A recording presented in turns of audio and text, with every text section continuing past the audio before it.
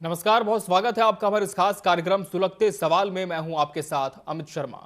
सुलगते सवाल ये एक ऐसा मंच है जहां हम जन सरोकार की बात करते हैं, उन मुद्दों को उठाते हैं जो सीधे तौर पर आपसे जुड़े हैं, आपको प्रभावित करते हैं, उन समस्याओं की बात करते हैं जिन पर संज्ञान लेना बेहद बहुत ही ज्यादा जरूरी है और जिम्मेदारों से जवाब भी तलब करने की कोशिश हमारी होती है।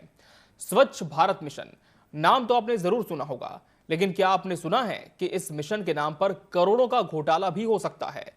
बैतूल के भीमपुर और चिचोली ब्लॉक में 13 करोड़ 21 लाख रुपए का बड़ा फर्जीवाड़ा सामने आया है। घोटाले के मास्टरमाइंड राजेंद्र परिहार और उसके साथियों ने सरकारी फंड को कैसे लूटा, क्या इसमें नेताओं का हाथ है, और सबसे बड़ा सवाल, अब तक इन पर क्या कार्रवाई हुई। देखिए सुलगते सवाल में आज का बड़ा खुलासा।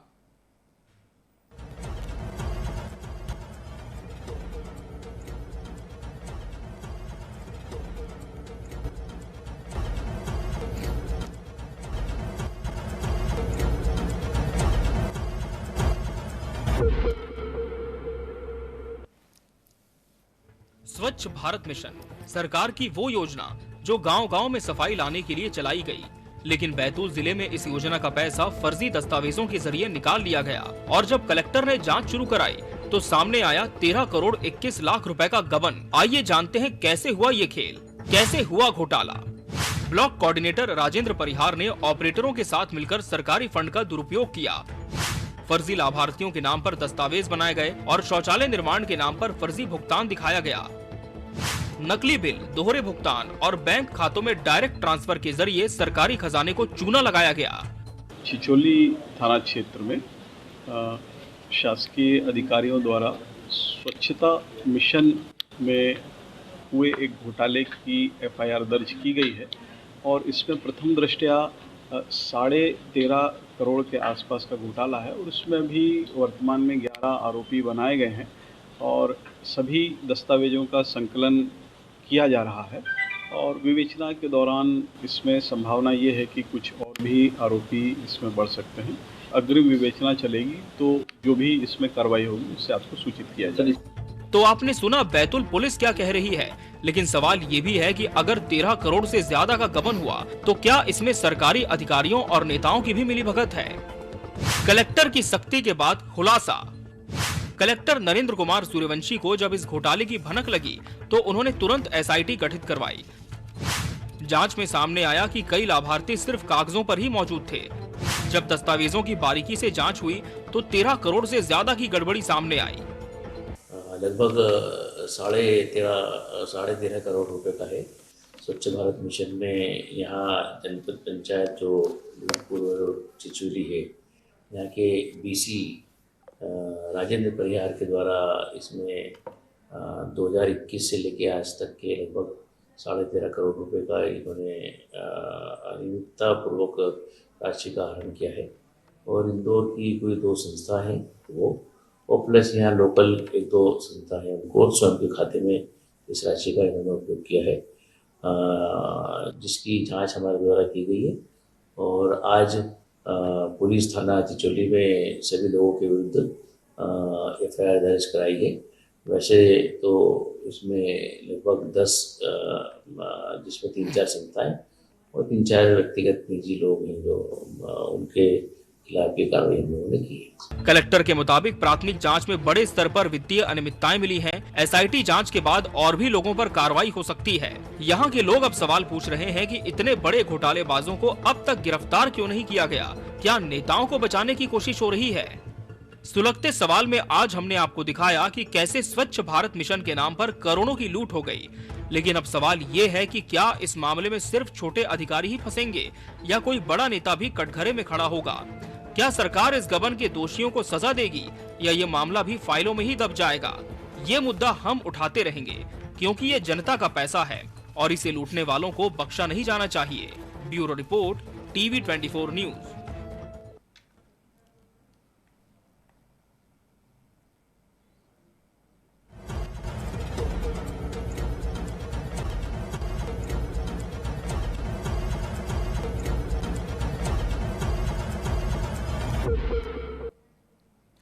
तो स्वच्छ मिशन में ये कैसा घोटाला, यही आज का बड़ा सुलगता सवाल है।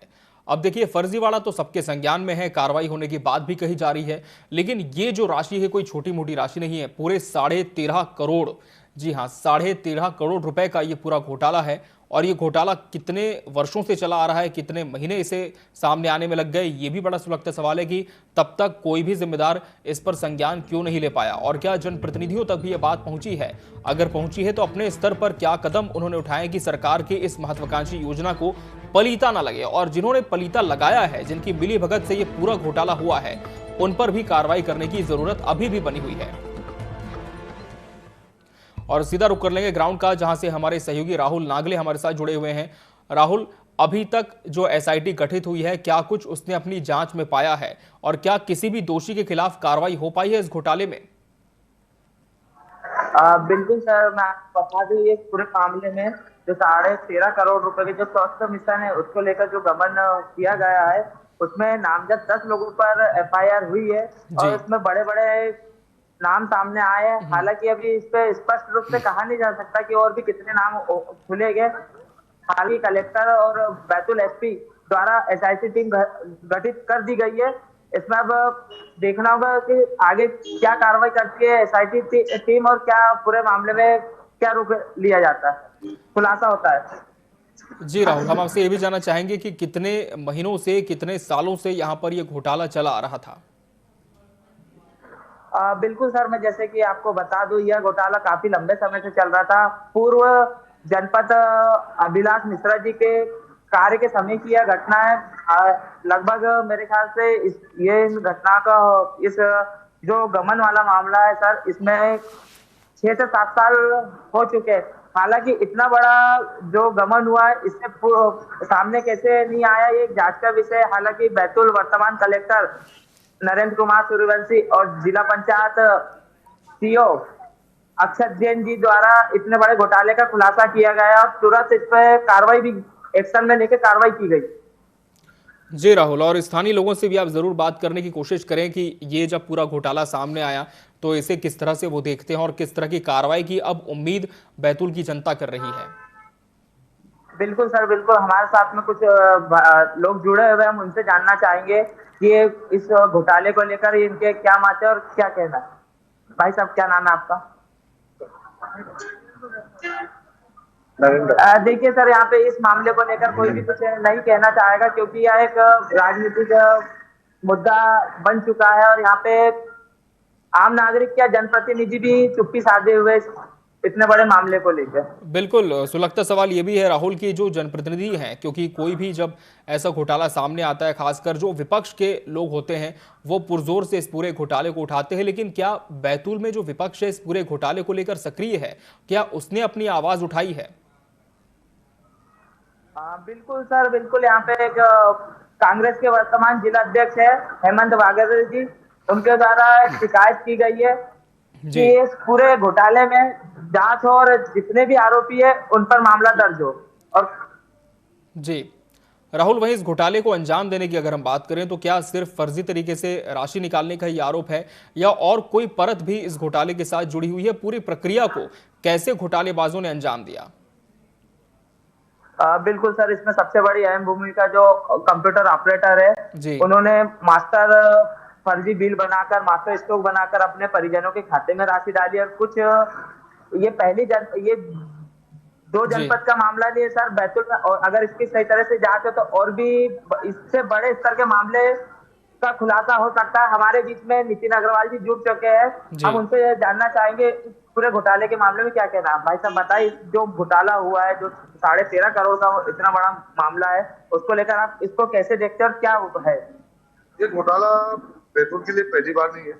इससे कुछ ही एक 1.5 महीने पूर्व भी बैतूल के सबसे बड़े कॉलेज, जेएच कॉलेज, जो सरकारी कॉलेज है, इसमें भी करोड़ों का घोटाला सामने आया था और यही कलेक्टर जो नरेंद्र कुमार सूर्यवंशी, उन्होंने इसके ऊपर त्वरित कार्रवाई भी की, जिसमें काफी लोगों पर एफआईआर हुई। सेम उसी प्रकार से जनपद चिचोली का जो मामला भी सामने आया है, 13 करोड़ रुपए लगभग का घोटाला, इसमें जो कार्य किए गए हैं वो कागजों पर कार्य हुए हैं केवल। जैसे कि रोड कागज तो बना है और उनका भुगतान कर दिया गया, रोड बना नहीं है, भुगतान कर दिया गया। ऐसे एक जनपद नहीं, काफी जनपद और बैतूल जिले में लगभग सभी पंचायतों में यदि इसकी जांच की जाए तो ये घोटाला मिलेगा। ये तो 13 करोड़ का घोटाला है। मेरा मानना है कि बैतूल की पूरी जनपद को जांच के दायरे में लिया जाए तो अरबों रुपए का घोटाला सामने आएगा। और यह घोटाला केवल जनपद के कर्मचारी या सीओ मिलकर नहीं करते, इसमें जनप्रतिनिधियों का भी संरक्षण होता है। और बेहद रूप से जब भी आज जनप्रतिनिधि इस सामने आ नहीं रहे और बोलने से कतरा रहे। बिल्कुल सर, जैसे कि नितिन अग्रवाल जी ने कहा, ये बात में कोई दोहराए नहीं है। इसमें निश्चित ही इस मामले में लेकर एक बड़ा संज्ञान लेना चाहिए, क्योंकि जितने भी जनप्रतिनिधि या कोई भी स्थानीय नागरिक हो, इनसे हम जब इस मामले की जानकारी लेना चाह रहे हैं तो सब इससे दूर भाग रहे हैं और कोई भी इस सवाल का जवाब देने से कतरा रहा है। और राहुल, वहीं अगर गिरफ्तारियों की बात करें तो क्या किसी की गिरफ्तारी इस पूरे मामले में अभी तक हो पाई है? बिल्कुल नहीं सर, अभी तक किसी भी मामले में अभी तक किसी की गिरफ्तारी नहीं हुई। हालांकि पूरे नामजद लोगों पर एफआईआर हुई, फिर भी जी ना जाने क्यों इन पर इनकी गिरफ्तारी नहीं हुई है, सबसे बड़ा सवाल है। हालांकि पुलिस अपने तरफ से प्रयास कर रही है, लेकिन कहीं ना कहीं ऐसा लगता है कि पुलिस भी वर्तमान में पुलिस भी राजनीति का दबाव का शिकार होती जा रही है। बिल्कुल, कुछ स्थानीयों की भी हम प्रतिक्रिया ले लेते हैं जो कि इस खबर पर हमारे साथ जुड़े हुए हैं। विजय कुमार आर्य हमारे साथ जुड़े हैं। विजय जी, ये पूरा घोटाला जब सामने आया बैतूल में कि 13.5 करोड़ का है, किस तरह से आप लोगों ने इस पूरे घोटाले को देखा, और क्या जब ये घोटाला हो रहा था तब इसकी जो प्रक्रिया थी उससे आप लोग अवगत थे? आप लोगों ने भी इसकी शिकायत की थी? जी विजय जी, विजय कुमार आर्य जी, क्या आप मुझे सुन पा रहे हैं? आपकी आवाज सुन रहा जी हूं। विजय जी, इस पूरे घोटाले को आप लोगों ने किस तरह से देखा, और क्या जब ये पूरी प्रक्रिया हो रही थी घोटालेबाजों की तब इसकी जानकारी आप लोगों को लगी थी? कोई शिकायत आप लोगों के द्वारा भी की गई थी प्रबंधन को?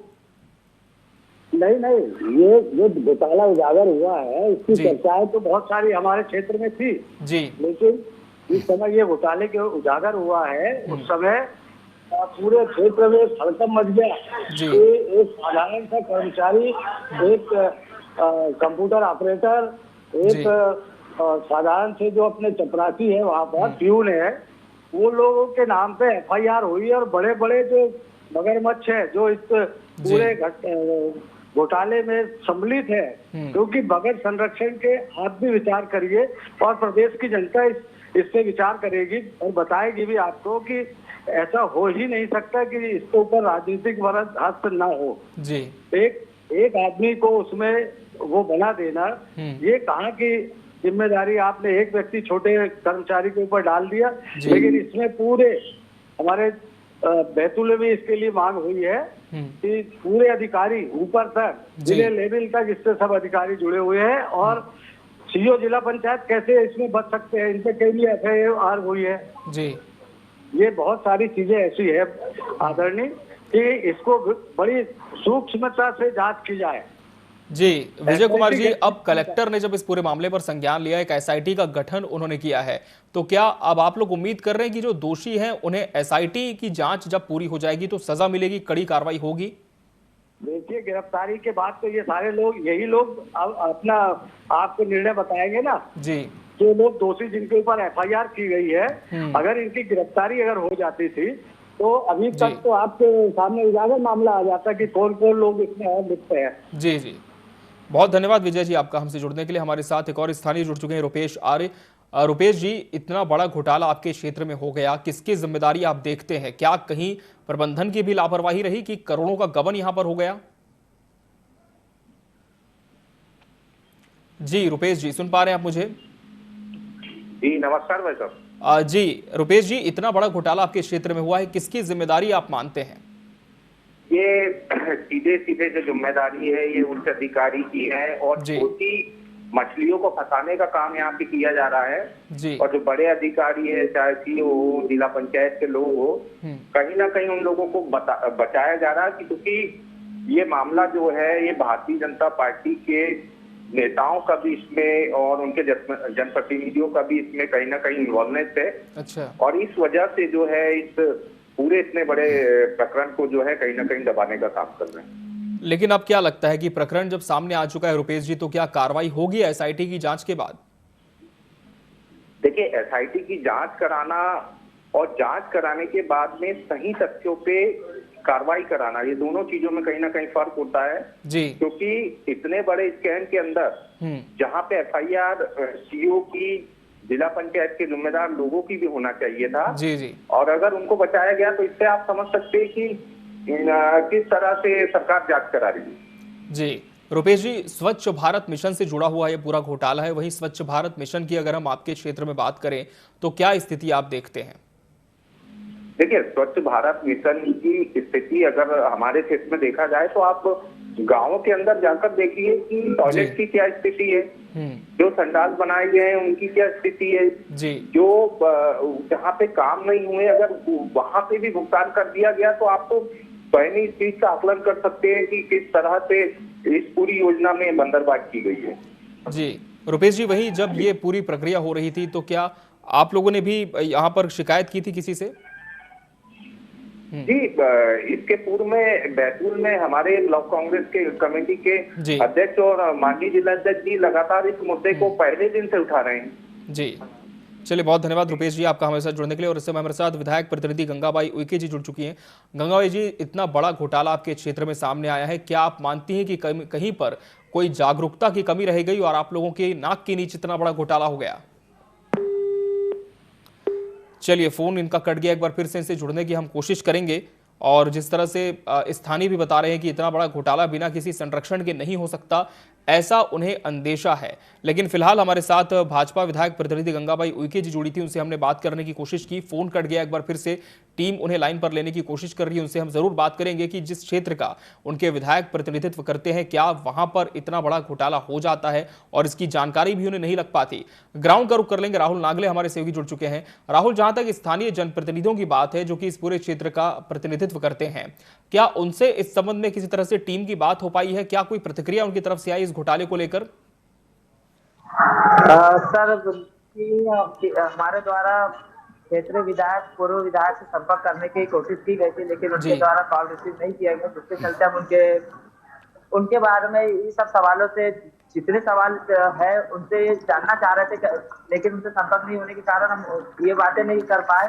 हालांकि एक इतनी बड़ी घटना में सर मैं बार बार एक ही शब्द कहना चाहूंगा कि आखिर क्यों बैतूल ग्रामीण क्षेत्र की कहानी नहीं है, बैतूल मुख्यालय, बैतूल शहरी क्षेत्र में भी ये स्वास्थ्य मिशन को लेकर इतने बड़े घोटाले होते हैं। अगर इसमें सही तरीके से जांच और वाकई में यहाँ के जनप्रतिनिधि इस अगर संज्ञान ले तो निश्चित ही बहुत बड़ी और बहुत बड़ा इसमें। जी राहुल, आपको रुकना चाहेंगे समय हमारे साथ विधायक जुड़ चुके हैं। गंगाबाई जी, विधायक जी, जिस तरह से ये पूरा घोटाला सामने आया है, अब आप लोगों के माध्यम से क्या कार्रवाई की तैयारी इसमें की जा रही है और क्या जानकारी नहीं हो पाई, इसे कोई लापरवाही माना जाए? बिल्कुल, ये लापरवाही, हमारे तक कोई जानकारी नहीं आई आज तक कि इस प्रकार की चीजें चल रही है स्वच्छ भारत मिशन के तहत। जी, लेकिन अब जब एसआईटी गठित हो गई है तो क्या आप लोग भी अपनी तरफ से कोई पहल करेंगे कि जो दोषी है उन पर कार्रवाई हो? बिल्कुल होना चाहिए, क्योंकि इसमें आदिवासी भाई बहनों को इन लोग अंधेरे में रख के इस प्रकार के षड्यंत्र रचते हैं। हमारे आदिवासी बिल्कुल पढ़े लिखे नहीं होते जी, तो उसमें 2-4 मतलब अनपढ़ लोग भी शामिल हैं। जी विधायक जी, वही 13.5 करोड़ का घोटाला मैम इसमें हुआ है, बहुत बड़ा ये अमाउंट हम कह सकते हैं होता है, और 4 सालों से घोटाला चला आ रहा था, तो किसकी जिम्मेदारी आप मानते हैं? अब इसमें तो सभी की जिम्मेदारी होना चाहिए, कलेक्टर से लेकर सीओ, जिला पंचायत की, इन्होंने क्यों नहीं निगरानी रखी? जी, इनको भी पहल करनी चाहिए थी कि जब ये सिस्टम चल रहा है तो इसमें क्या हो रहा है क्या नहीं, तो ये सब करना चाहिए था इनको। बिल्कुल, लेकिन अब जब ये घोटाला सामने आ चुका है, एसआईटी का गठन हुआ है, आप इस पूरे क्षेत्र का प्रतिनिधित्व करती हैं, तो आपकी तरफ से क्या पहल इसमें की जाएगी? अब जो दोषी है उन पे तो कार्रवाई होना चाहिए। इतना बड़ा मतलब समाज के काम में इन्होंने घोटाला करके अपनी जेब भरी और ये सब किया है नुकसान क्षेत्र का, उन पे कार्रवाई होनी चाहिए। बिल्कुल मैम, और कहा यह भी जा रहा है कि बिना संरक्षण के इतना बड़ा घोटाला नहीं हो सकता, तो आप क्या मानती है कि किसी तरह का राजनीतिक रसूख भी रहा होगा, आरोपियों के ऊपर में कोई संरक्षण इन्हें मिला होगा तभी इतना बड़ा घोटाला ये कर पाए? जी, अब ये तो एसआईटी गठित हुई थी, निष्पक्ष जांच करे और दोषियों पे कार्रवाई हो और जो निर्दोष है उनको रियायत भी मिले, ये भी कहूंगी मैं। चलिए, बहुत बहुत धन्यवाद आपका हमसे जुड़ने के लिए। तो ये थी भाजपा विधायक गंगाबाई उइके जी, जिनका कहना है कि सीधे तौर पर प्रशासनिक अधिकारियों की ही गलती है कि इतना बड़ा घोटाला हो गया और किसी को इसकी जानकारी नहीं हुई। इन्होंने ये भी कहा है कि जो दोषी उन पर कार्रवाई होनी चाहिए, लेकिन बड़ा सवाल यही है कि जो दोषी हैं इतने समय से वो इस घोटाले को अंजाम दे रहे थे। लगभग 4 साल का समय बीत गया। 2021 से राशि निकाली जा रही थी, फर्जी वेंडरों के नाम पर भुगतान किया जा रहा था, लेकिन तब तक किसी को इसकी जानकारी कैसे नहीं हुई। और हमारे साथ इस समय जिला अध्यक्ष कांग्रेस हेमंत वांगदे जी जुड़ चुके हैं। हेमंत जी, ये पूरा घोटाला जब सामने आया, इसके बाद से खलबली पूरे क्षेत्र में मची है, लेकिन बड़ा सवाल यह है हेमंत जी की 4 सालों के बाद यह उजागर हुआ है। क्या आप मानते हैं कि इतने समय से घोटाला चला आ रहा था, किसी को इसकी जानकारी नहीं हुई, ये मुमकिन हो सकता है? साहब, ये पूरे बड़े अधिकारियों के नॉलेज में जरूर होगी, बिगड़ उनके इतना बड़ा घोटाला नहीं हो सकता। और केवल एक ब्लॉक नहीं बल्कि 2 ब्लॉक में इस तरीके का घोटाला हुआ जी। इतने पैसे निकले सीओ साहब के, जो जिला पंचायत सीओ हैं, उनके नॉलेज के बिगड़ कैसे पैसे निकले। अगर पैसे निकल रहे थे तो उनको ओटीपी भी आना चाहिए था। अगर ओटीपी नहीं आया तो क्या उन्होंने मोबाइल भी अपना किसी को दे रखा था क्या? जी। सरकारी पैसा जब निकलता है, ये मैं समझता हूँ एक सुनियोजित तरीके से किया गया घोटाला है। और उसमें केवल छोटे जो लोग हैं उनको फंसाने का काम कर रहे हैं, इसमें बड़े बड़े अधिकारी भी शामिल है जी। इनके सबके ऊपर एफआईआर और कार्रवाई होनी चाहिए। लेकिन आप क्या मानते हैं हेमंत जी कि सिर्फ अधिकारियों के माध्यम से घोटाला हुआ और इसमें किसी भी तरह का राजनीतिक संरक्षण नहीं था? नहीं, राजनीतिक संरक्षण के बगैर अधिकारी की हिम्मत नहीं होती खासकर कि वो करे। सभी लोग शामिल है इसमें जी। और वो सारी चीजें उजागर होनी चाहिए जी। आज हमने चिचोली में भी इसके खिलाफ प्रदर्शन रखा है जी। 2 दिन बाद भीमपुर ब्लॉक में भी प्रदर्शन रखा है। कांग्रेस लगातार इस मुद्दे को उठाएगी। हमारे साथ हेमंत जी भाजपा विधायक गंगाबाई यूके जी जुड़ी थी। उनका साफ तौर पर कहना है कि इसमें राजनीतिक संरक्षण अगर होगा तो जांच होनी चाहिए, लेकिन सीधे तौर पर उन्होंने जो आरोप है वो अधिकारियों के सिर पर बढ़ा है कि सिर्फ अधिकारी ही इसमें दोषी हैं। लेकिन सवाल ये हेमंत जी कि अधिकारी बिना किसी संरक्षण के कैसे इतना बड़ा घोटाला कर सकते हैं? और अगर एसआईटी गठित हुई है अभी, तो क्या आप लोग उम्मीद कर रहे हैं कि जो आपके क्षेत्र की जनता है उनके साथ इंसाफ होगा और जो दोषी उन पर कार्रवाई होगी? साहब, अभी तक तो घोटाला उजागर होने में जिसमें 4 साल लग गए, अब एसआईटी का गठन हुआ, इसके बाद भी पता नहीं अब कितने दिन लगा देंगे, इसमें भी 4-5 साल लग जाएगा। सब लोग भूल जाते हैं। एसआईटी इसमें तुरंत जांच होनी चाहिए जी। और जो लोग भी दोषी है, हम तो बोल रहे हैं उनके खिलाफ कार्रवाई होनी चाहिए। चलिए, बहुत धन्यवाद हेमंत जी आपका जुड़ने के लिए। और जिला पंचायत सीईओ अक्षत जैन हमारे साथ इसमें जुड़े थे। इस पूरी खबर पर हम उनसे बात करना चाह रहे थे, लेकिन फोन उनकी तरफ से डिस्कनेक्ट हो चुका है। एक बार फिर से कोशिश करेंगे उनसे जुड़ने की, क्योंकि कहीं ना कहीं अब जो पूरा मामला है वो इधर जाता हुआ दिख रहा है कि जो जिम्मेदार अधिकारी हैं उनके संरक्षण में ये चीज हुई है क्या, ये बड़ा सवाल अभी तक बना हुआ है। फिलहाल एसआईटी का गठन हुआ है और जानने की कोशिश यही होगी अब कि जो दोषी हैं वो किनके संरक्षण में इतना बड़ा घोटाला अंजाम दे रहे थे, क्योंकि 4 साल का वक्त हो गया और 13.5 करोड़ से ज्यादा की राशि निकाल ली गई। ग्राउंड का एक बार फिर से रुक कर लेंगे। राहुल नागले हमारे साथ जुड़े हुए हैं। राहुल, जितने भी जिम्मेदार हैं लगातार उनसे संपर्क करने की कोशिश हो रही है, उम्मीद है कि बात भी हो जाएगी, लेकिन ये पूरा जो घोटाला है वो किसकी शिकायत के आधार पर उजागर हुआ और जिन फर्जी वेंडर्स का नाम सामने आ रहा है जिन्हें भुगतान किया गया, क्या उन तक जांच टीम पहुंच पाई? क्या कोई लिंक उनका मिला है अब तक?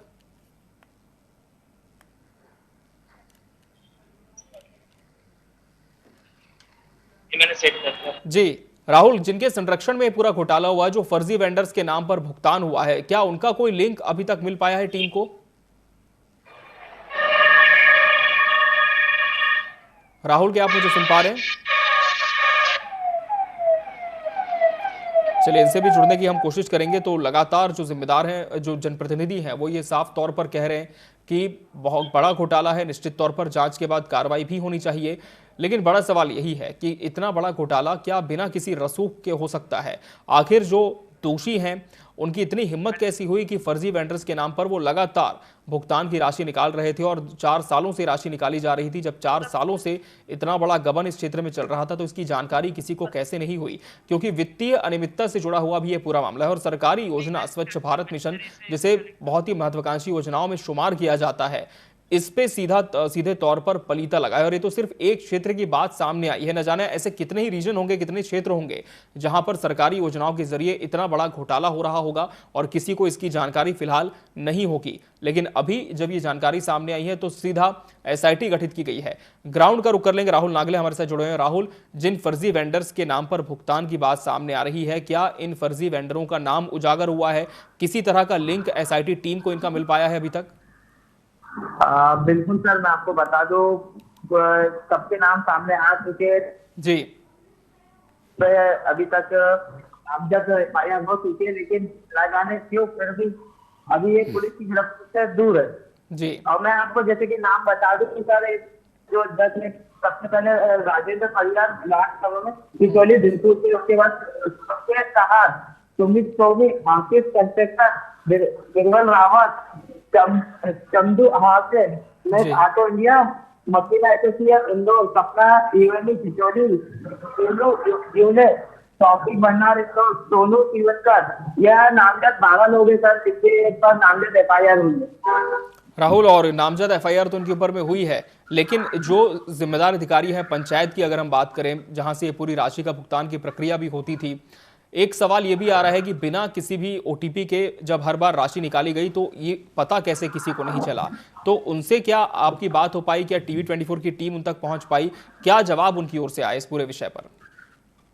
बिल्कुल सर, जब इस मामले को लेकर हम जिला पंचायत गए तो हालांकि जो अधिकारी है अक्षर जैन जी जो उनसे चर्चा करनी चाहिए, लेकिन वह कार्य की व्यवस्था के चलते वो हमसे मिल नहीं पाए। इसी कारण हम उनको ये जान नहीं पाए कि आखिर इतने समय से पता कैसे नहीं चला। बिल्कुल, और यही पता करने के लिए हमारी टीम भी लगातार फोन करने की कोशिश कर रही थी जिला पंचायत CEO अक्षर जैन को, लेकिन फोन उन्होंने रिसीव नहीं किया और एक बार जब मामले की जानकारी मिली तो कॉल बैक भी उनका नहीं आया है।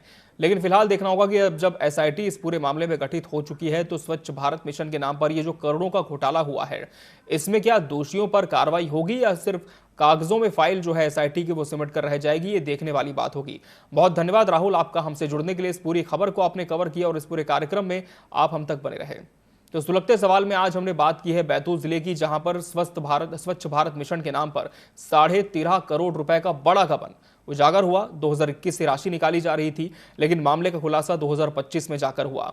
अब आप देखिए कितना हास्यास्पद है कि किस तरह की ये पूरी प्रक्रिया है कि 4 साल बीत गए इतने बड़े करोड़ों के घोटाले को सामने आने में, वो भी एक छोटे से क्षेत्र में। लेकिन जो बड़े क्षेत्र हैं, क्या वहां पर भी इस तरह का घोटाला होता होगा या फिर वहां जो सरकारी प्रक्रियाएं, जो व्यवस्थाएं हैं, जो योजनाएं हैं सरकार की, वो सुचारू रूप से संपन्न होती होंगी? ये भी बड़ा सुलगता सवाल है।